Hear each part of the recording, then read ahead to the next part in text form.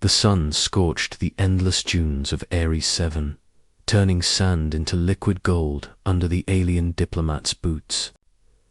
Ambassador Xyla of the Jorok Empire had traveled across galaxies to negotiate peace with the United Earth Coalition.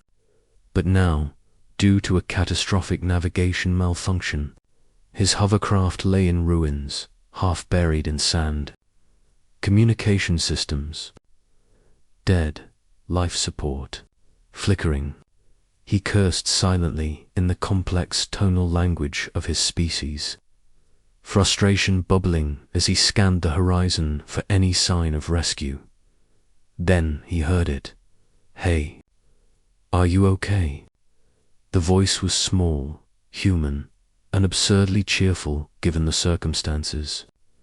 Xyla turned, expecting perhaps a passing scout or scavenger, only to find a boy, no older than 10, trudging through the sand. His clothes were dusty, his hair plastered to his forehead by sweat, and he carried a strange contraption on his back that looked like a hybrid between a backpack and a toolbox. "I am Ambassador Shilar," the alien said, trying to sound imposing despite the desperation in his voice. "You should not be here. This desert is lethal." The boy tilted his head, squinting at him. "Cool name." "I'm Timmy, but don't worry. My dad can fix it." Xyla blinked. "Your father?" "Yes." Timmy pointed toward the horizon. "He's the best fixer in the whole sector. He fixes spaceships, broken machines, you name it." He paused, noticing Xyla's damaged hovercraft. "Oh, that looks bad. Real bad."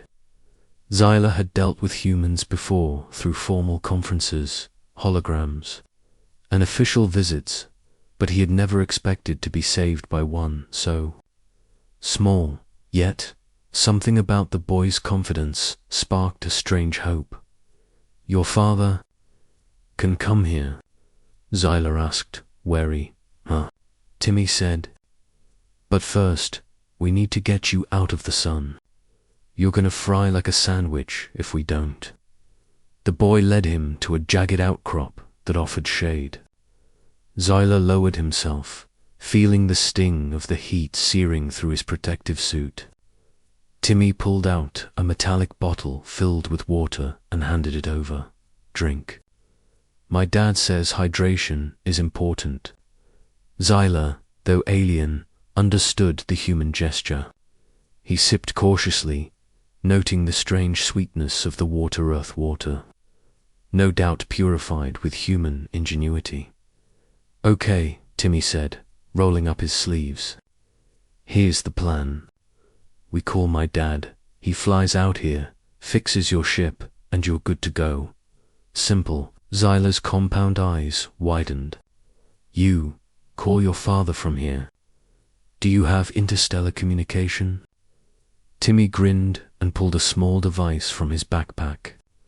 "I've got the ultimate communicator. Dad built it himself. It can reach anywhere, even warp lanes. Watch this." He pressed a series of buttons. The device beeped and glowed, projecting a hologram. A man's face appeared, smiling widely, wearing a jumpsuit stained with grease. "Timmy." "What's up, champ?" "Dad. There's an alien ambassador stranded in the desert. His ship broke down. You need to come fix it." Timmy's voice was urgent but tinged with excitement. The man Timmy's father nodded calmly. "I'm on it. Timmy, stay with him. Don't let him wander off, and make sure he doesn't touch anything explosive." "Roger that." Timmy saluted, much to Xyla's amusement. Within an hour, a sleek, multi-engined craft descended from the sky. Timmy ran ahead, waving, and Xyla could hardly believe what he was seeing. The human boy's father hopped out, tool belt around his waist, confidence radiating. "Ambassador Xyla, is it?" he said, shaking Xyla's hand. The alien stiffened at first, unused to such informal greetings, but the man's grip was firm and trustworthy. "Let's see what we've got here." The repair process was astonishing. Timmy's father worked with the precision of an artist, his hands moving faster than Xyla could follow. Sparks flew, mechanical arms whirred, and a strange symphony of alien and human engineering filled the air. The boy assisted where he could, handing tools, stabilizing panels, and offering suggestions with unflappable confidence. "You know," Timmy said. "After a few minutes, my dad says nothing is unfair. You just have to understand how it works." Xyla watched the father-son duo.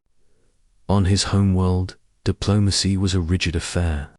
Strategy, hierarchy, caution. Here, he saw something entirely alien. Humans didn't just follow rules, they adapted, improvised, and trusted their instincts. And somehow, they always succeeded. Hours passed. The hovercraft, once a lifeless heap, hummed back to life. The engines purred. Systems lit up, and the communication array blinked steadily. Xyla's sensors ran, diagnostics, everything was perfect. "Fixed it," Xyla said slowly, disbelief lacing his words. Timmy's father wiped sweat from his brow. "It was tricky, but yeah. Humans like a challenge."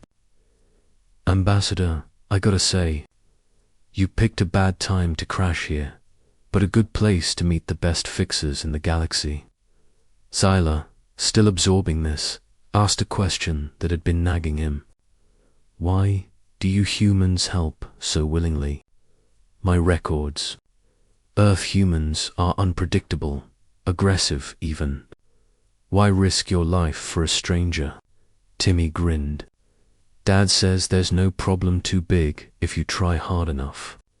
And helping someone, it's just..." "Right," Xyla paused, analyzing the boy's words. "In Jorak culture, alliances were built over centuries of negotiations, bribes, and power plays. Here, a simple act of kindness had solved a problem that his empire would have spent millions trying to address." "I see," he said finally. "This is humanity." Timmy jumped excitedly. "Told you. Humans rock."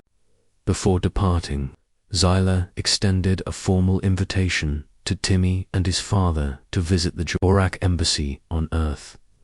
The boy nearly fainted with excitement. The father nodded, smiling, clearly enjoying the novelty. "You humans may just change my view of your species," Xyla admitted. "Not through politics, but through action. You embody competence and courage." Timmy beamed. "Dad says if you ever need help again, just call. We fix anything." As the hovercraft lifted, Xyla watched the small figures standing against the golden dunes, the sun casting long shadows behind them. In that moment, he realized the truth humans had been showing him all along. It wasn't raw strength, alien tech, or political cunning that defined greatness. It was ingenuity, determination, and heart. The Jorak ambassador's reports back to his empire would be filled with tales of the humans' technical prowess. But he would also include something else, something rare and invaluable: hope, because sometimes all it takes to bridge worlds is a human boy saying with complete confidence, "My dad can fix it." And in that statement lay the entire essence of humanity: relentless, inventive, and unexpectedly heroic. Asterisk.